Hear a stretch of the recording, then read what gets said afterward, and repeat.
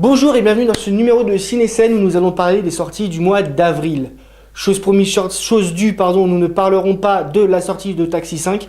Par contre, on va quand même parler un petit peu de cinéma français.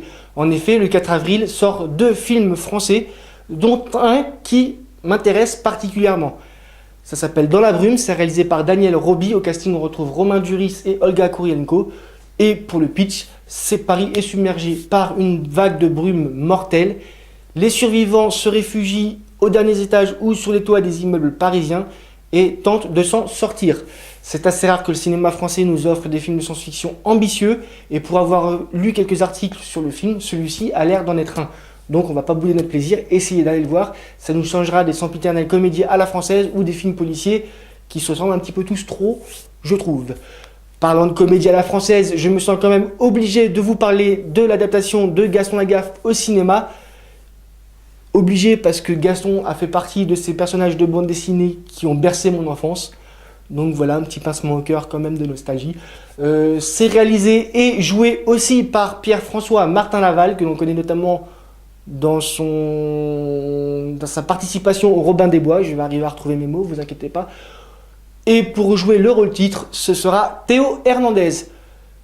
L'adaptation de bande dessinée est toujours un peu compliquée au cinéma, surtout quand il s'agit de bandes dessinées qui sont en fait des strips, des petites bandes comiques sans vraie histoire à suivre ou des choses comme ça. Voilà. Ça paraît plus simple quand même d'adapter Largo Winch par exemple au cinéma que Gaston Lagaffe. J'espère que PEF y sera arrivé. Si le personnage vous plaît, n'hésitez pas à aller le voir, bien sûr. On va un peu sortir du cinéma français pour tous ceux qui sont réfractaires au cinéma Madine de chez nous. Ouais, c'est très français ce que je viens de dire, je le sais. Et on va repasser dans la sphère hollywoodienne avec Red Sparrow. Ne vous attendez pas à un crossover entre des pirates et des agents secrets à la retraite. Rien à voir, hein. Voilà. C'est réalisé par Francis Lawrence. Au casting, ils ont mis Jennifer Lawrence. Merci, c'était plus simple à retenir. 2 noms pour 2 personnes. Hein, voilà, c'est fait. Et elle donne la réplique à Joel Edgerton, que l'on a vu notamment dans l'énormissime Warrior, aux côtés de Tom Hardy. Si vous n'avez pas vu ce film qui parle de MMA, qui est un peu le Rocky version arts martiaux mixtes, hein, si vous voulez, n'hésitez pas à aller voir, le film est juste excellent. Et attention, générique, moment Star Wars. Non, bah non, Daniel, toujours pas fait. Je veux mon générique moment Star Wars. J'arrive toujours à vous trouver un moment Star Wars dans les trucs. Il faut le générique. Et là, je suis fier de ce que j'ai fait. Parce qu'il faut savoir que Joel Edgerton a joué dans l'épisode 3, La Revanche des Sith. Là, vous êtes en train de réfléchir. Il jouait le demi-frère de Anakin Skywalker, le tonton de Luke. Voilà. Hein? Fallait la chercher, celle-là, franchement. Non? Ah, allez. Je vous vois applaudir derrière votre écran là. Ouais, je suis trop fort, je sais. Bon allez, on revient sur Red Sparrow avec un petit synopsis vite fait. C'est une ballerine qui se fait embaucher par les services secrets russes après s'être cassé quelque chose durant une chute qui l'oblige à mettre un terme à sa carrière de danseuse.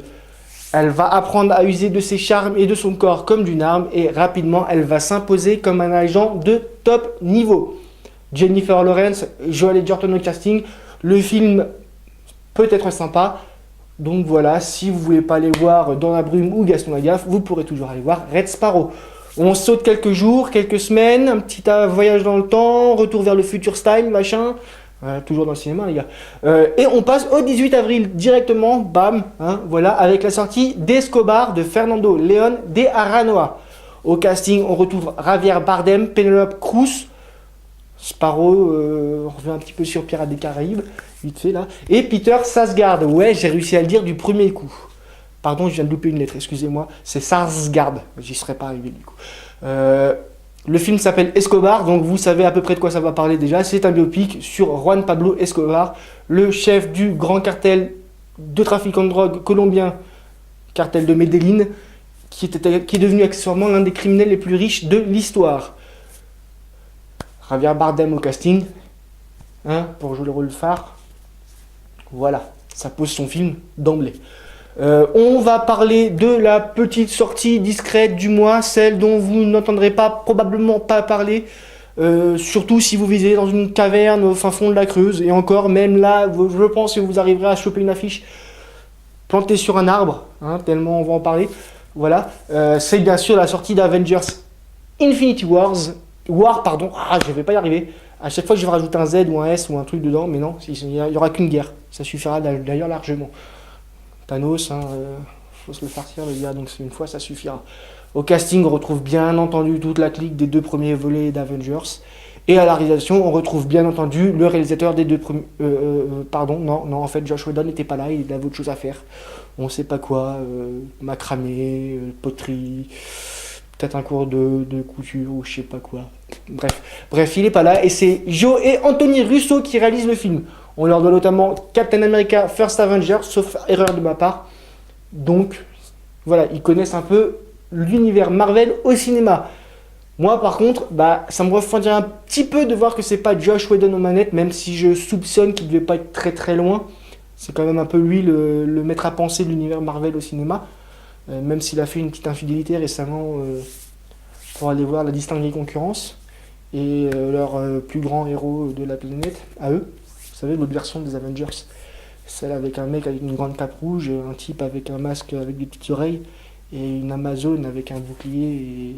bref, vous savez de quoi je parle. Et puis comme j'ai envie de faire traîner la chose pour le plaisir, on va avancer un petit peu sur le mois de mai, et passer directement au 2 mai. En plus, il y a les jours fériés, hein, donc on va peut-être prendre un petit peu de retard, voilà, parce que bon... hein, on a des choses à faire aussi à côté quand même. Hein. Voilà. Et on va parler de Rampage. C'est réalisé par Brad Payton. Et au casting, on retrouve notamment Dwayne Johnson. Pour le résumé de l'histoire, c'est un gros costaud, Dwayne Johnson, qui affronte des animaux géants. Ouais, on est d'accord, ça sent le bon gros blockbuster à l'américaine qui se prend pas la tête au niveau du scénario où il faut appuyer sur le bouton pause de votre cerveau pour aller le voir. On est d'accord. Par contre, il y a quand même Dwayne Johnson au casting. Et franchement, quand il y met un peu du sien et qu'on lui donne l'opportunité de le faire, c'est quand même un acteur qui est assez agréable à regarder.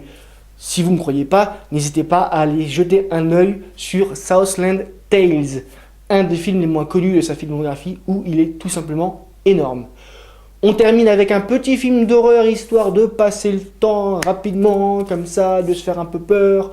Ça s'appelle Action en vérité, oui, comme le jeu, très connu notamment des jeunes, hein, qui jouent beaucoup à ça.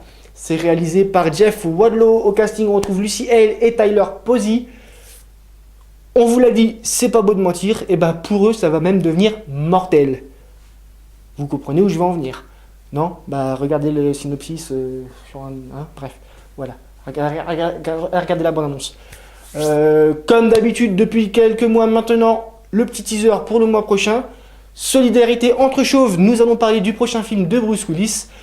On va aussi parler super-héros, parce qu'un mois de cinéma sans super-héros, ça n'existe à peu près plus maintenant. Mais là, on va bien se marrer, je pense. On va vraiment bien se marrer. Vous savez, c'est ce super-héros qui n'est pas vraiment un super-héros, là, qui est pas tout à fait normal dans sa tête. Voilà. Et pour la minute Star Wars, on risque de faire une demi-émission Star Wars. C'est-à-dire que là j'ai été la chercher loin, celle-là, l'autre, elle ne va pas aller la chercher loin du tout. Voilà. Même moi, je pourrais me tirer... elle ne sera pas tirée par les cheveux, celle-là, comme dirait l'autre. Puisque, voilà, il n'y a pas de mystère. Vous savez qu'il y a un petit truc, là, Star Wars, qui sort, un spin-off sur un personnage secondaire de la saga d'origine. Et de la nouvelle aussi, d'ailleurs. Voilà. Bon, bref, allez, sur ces bonnes paroles, je vous dis à la suite pour de nouvelles aventures. Et d'ici là, que la force soit avec vous.